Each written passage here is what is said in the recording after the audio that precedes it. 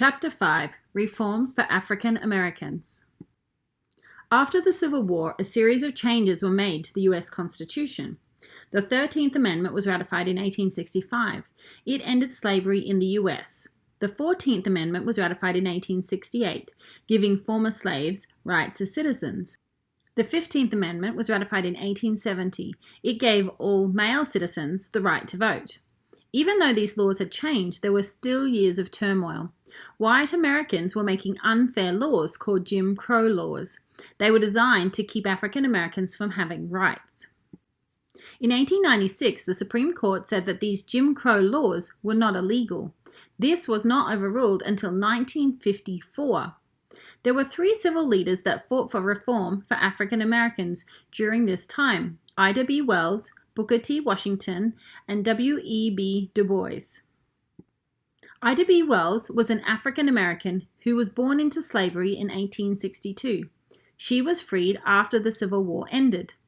She attended Rust College but left after a disagreement with the president of the college. She got a job teaching after her parents died, and she did this to support the other children in her family. She spent a lot of time reading. Ida Wells did not like the Jim Crow laws. One time, she bought a first-class ticket for the ladies' car on a train. The conductor told her to move. She bit him when he tried to force her.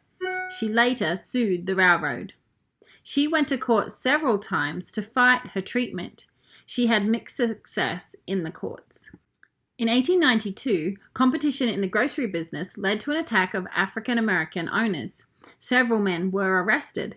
They were kidnapped from the jail and shot. One of the men was a friend of Ida. Ida urged a boycott of Memphis streetcars and white-owned businesses to protest the lynchings. They occurred frequently. She wrote about them for many years. She wanted Americans to take action to stop the lynchings. She worked with other black leaders to secure better treatment of African Americans.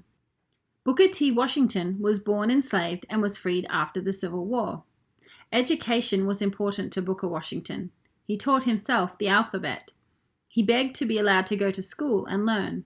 He would work before and after school in order to be allowed to go to school. Booker Washington went to college. He became a teacher, working during the day to teach African American children, and in the evenings he taught African American adults. He thought people who had a trade were prepared for a better life. He started a school for African American adults called the Tuskegee University. Students at this university could learn a trade. In 1895, Washington was asked to speak at the Atlanta Exposition. He suggested that African Americans should avoid strikes and unions. He asked them to accept the Jim Crow laws. He asked people to be patient. He thought that by being friends with the white people, they would be able to make changes. A lot of other African American reform leaders were not happy with Washington's ideas. Many disagreed with his approach. Next, we move to W.E.B. Du Bois. Du Bois was strongly opposed to Booker Washington's ideas. He thought that if African Americans followed Washington, they would become second-class citizens.